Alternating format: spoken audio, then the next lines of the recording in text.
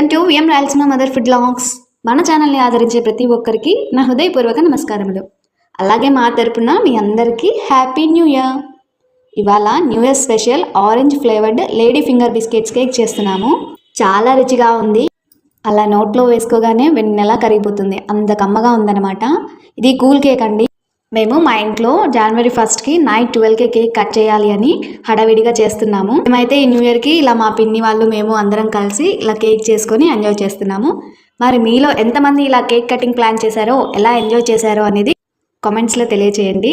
అలాగే మన రెసిపీని చివరి వరకు మిస్ అవ్వకుండా చూసి మీరు కూడా ట్రై చేయండి. పర్ఫెక్ట్గా వస్తుంది. ఈవెన్ ఫస్ట్ టైం చేసే వాళ్ళకి కూడా పర్ఫెక్ట్గా వస్తుంది. అంత సింపుల్గా ఎవరికైనా ఈజీగా వచ్చేలా తయారు చేసి చూపించాము. చాలా టేస్టీగా ఉంటుంది కేక్. ప్రతి ఒక్కరు కూడా ఖచ్చితంగా ట్రై చేయాల్సిన కేక్ ఇది. ప్రాసెస్లోకి వెళ్దాము. ఒక ప్యాన్లో 200 ml ఫ్రెష్ ఆరెంజ్ జ్యూస్ వేసుకొని అందులోనే 2 టేబుల్ స్పూన్స్ పంచదార. ఈ ఆరెంజ్ జ్యూస్లో స్వీట్నెస్ ఉంటుంది కనుక 2 టేబుల్ స్పూన్స్ పంచదార సరిపోతుంది. అలాగే 1 టేబుల్ స్పూన్ కార్న్ఫ్లోర్ వేసి బాగా ఉండలు కట్టకుండా ఒక విస్కర్తో విస్క్ చేసుకోవాలి. ఇలా ఈ విధంగా ఉండలు లేకుండా విస్కర్తో విస్క్ చేసుకునేసి స్టవ్ మీద పెట్టి లో ఫ్లేమ్లో విస్క్ చేసుకుంటూ బాయిల్ చేసుకోవాలి. ఇది ఎలా అంటే జెల్లీ ఉంటుంది కదా, ఆ కన్సిస్టెన్సీలో రావాలి. ఆ కన్సిస్టెన్సీలో దగ్గర పడేంత వరకు అలాగే దగ్గరే ఉండి కలుపుతూ చిన్న మంట మీద మాత్రమే బాయిల్ చేసుకోవాలి.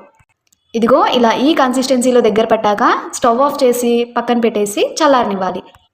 ఇవి చల్లారేలోగా ఇప్పుడు 300 గ్రాముల లేడీ ఫింగర్ బిస్కెట్స్ తీసుకునేసి మధ్యలోకి ఇలా చూపించిన విధంగా కట్ చేసుకోవాలి. మీరు కావాలంటే మీకు నచ్చిన బిస్కెట్స్ అయినా తీసుకోవచ్చు. మేము లేడీ ఫింగర్ బిస్కెట్స్ తీసుకున్నాము.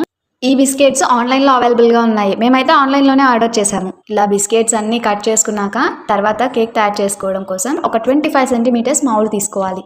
అలాగే ఒక ట్రాన్స్పరెంట్ కవర్ కానీ బటర్ పేపర్ అయినా ఇలా అరేంజ్ చేసుకునేసి 200 ml పచ్చిపాలు తీసుకొని కట్ చేసుకున్న బిస్కెట్స్ని ఈ పచ్చిపాలలో డిప్ చేసుకుంటూ మౌల్డ్ కార్నర్స్లలో అడ్జస్ట్ చేసుకోవాలి. ఈ విధంగా బిస్కెట్స్ అనేవి చెదరకుండా ఉండటానికి వీలైనంత వరకు మౌల్డ్ యొక్క కార్నర్స్ ఈ విధంగా ఉండేలా చూసుకోండి. అలాంటి మౌల్డ్ అయితే ఈ కేక్కి పర్ఫెక్ట్గా సెట్ అవుతుంది. ఇలా బిస్కెట్స్ని కార్నర్స్లో అరేంజ్ చేసుకున్నాక ఇలా గుంతగా ఉన్న ఒక బౌల్ని తీసుకునేసి దాంట్లో మనం 350 ml sweet and whipped cream వేసుకోవాలి. ఇప్పుడు ఈ విప్డ్ క్రీమ్ని బీటర్తో హై స్పీడ్లో అడ్జస్ట్ చేసుకొని బీట్ చేసుకోవాలి. ఎంతవరకు అంటే ఈ క్రీమ్ అనేది ఫ్లఫీగా బాగా రెండింతలు అవ్వాలి, అంతవరకు బీట్ చేసుకోవాలి. మాకైతే ఒక 5 నిమిషాల్లో క్రీమ్ ఈ విధంగా ఫ్లఫీగా తయారైంది. ఇలా ఈ టైప్లో వచ్చాక ఇందాక బాయిల్ చేసుకొని చల్లార్చుకున్న ఆరెంజ్ జెల్లీ ఉంది కదా, అది ఇందులో వేసేసుకొని మళ్ళీ బాగా బీట్ చేసుకోవాలి. చూడండి, క్రీమ్ బీట్ చేసే కొద్దీ ఎక్కడా కూడా ఉండలు కట్టకుండా సాఫ్ట్గా వస్తుంది కదా. ఇలా ఈ టెక్స్చర్లో క్రీమ్ని బీట్ చేసుకొని బిస్కెట్స్ అరేంజ్ చేసుకున్న మౌల్డ్లో మధ్యలో వేసుకొని క్రీమ్ని ఈవెన్గా స్ప్రెడ్ చేసుకోవాలి. ఇలా ఒక స్పూన్ సహాయంతో కానీ స్పాచులా సహాయంతో కానీ ఈవెన్గా స్ప్రెడ్ చేసుకునేసి మళ్ళీ ఈ క్రీమ్ పైన లేడీ ఫింగర్ బిస్కెట్స్ని పెట్టి ఒక కవర్తో నీట్గా కవర్ చేసేసుకోవాలి. దీన్ని 4 గంటల పాటు రిఫ్రిజిరేటర్లో పెట్టుకోవాలి. ఈ కేక్ సెట్ అయ్యేలోపు మళ్ళీ ఒక ప్యాన్లో 300 ml ఆరెంజ్ జ్యూస్ వేసుకునేసి అందులో 2 టేబుల్ స్పూన్స్ పంచదార, 2 టేబుల్ స్పూన్స్ కార్న్ఫ్లోర్ వేసి బాగా ఉండలు కట్టకుండా మిక్స్ చేసుకోవాలి. ఇలా ఈ విధంగా ఉండలు కట్టకుండా విస్కర్తో విస్క్ చేసుకునేసి స్టవ్ మీద పెట్టి లో ఫ్లేమ్లో విస్క్ చేసుకుంటూ బాయిల్ చేసుకోవాలి. ఇది ఎలా అంటే సేమ్ మనం ఇందాక ప్రిపేర్ చేసాం కదా జెల్లీ, అలాగే ఇప్పుడు కూడా చేసుకోవాలి. ఇలా విస్కర్తో విస్క్ చేసుకుంటూ చిన్న మంట మీద మాత్రమే బాయిల్ చేసుకోవాలి. ఇదిగో ఇలా ఈ కన్సిస్టెన్సీలో దగ్గర పడ్డాక స్టవ్ ఆఫ్ చేసి పక్కన పెట్టి చల్లారనివ్వాలి. సేమ్ ప్రాసెస్ ఇందా చేసినట్టే. ఎక్కువ ప్రాసెస్ ఏం లేదు, కాకపోతే మనం ఈ కేక్ సెట్ అయ్యేంత వరకు వెయిట్ చేయాలి. సరిగ్గా ఒక 4 గంటల తర్వాత కేక్ని బయటకు తీసి ఓపెన్ చేస్తే పర్ఫెక్ట్గా సెట్ అయిపోయింది చూడండి. ఇప్పుడు దీన్ని ఒక ప్లేట్లోకి డిమాల్వ్ చేసుకుందాం. పర్ఫెక్ట్గా పైన కవర్ తీస్తుంటే ఏ మాత్రం స్టిక్ అవ్వకుండా పర్ఫెక్ట్గా వచ్చేస్తుంది కదా. ఇప్పుడు ఈ బిస్కెట్స్ ఎడ్జెస్కి కాస్త కోకోనట్ పౌడర్ని స్ప్రింకిల్ చేసుకోవాలి. ఇలా ఈ విధంగా ఎడ్జెస్కి స్ప్రింకిల్ చేసుకునేసి మళ్ళీ ప్రిపేర్ చేసి చల్లార్చుకున్న ఆరెంజ్ జెల్లీ ఉంది కదా, అది ఇందులో వేసి ఈవెన్గా స్ప్రెడ్ చేసుకోవాలి.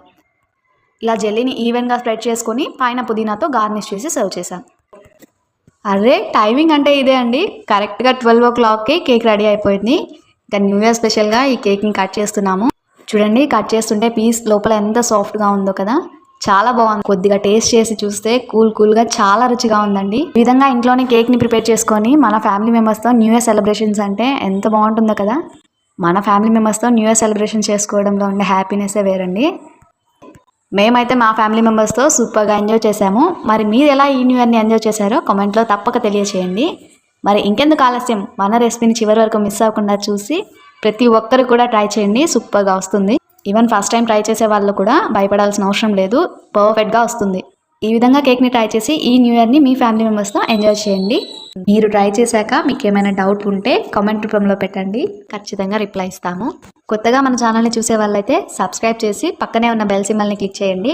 మేము పెట్టే ప్రతి వీడియో మీకు నోటిఫికేషన్ రూపంలో వస్తుంది. అలాగే మీకు తెలిసిన వారికి షేర్ చేయండి. మీరు ఇచ్చే లైక్స్, షేర్స్, వ్యూసే మాకు సపోర్ట్. ఈ రెసిపీని చివరి వరకు చూసిన వాళ్ళందరికీ నా హృదయపూర్వక ధన్యవాదాలు. మరో మంచి రెసిపీలో కలుద్దాం.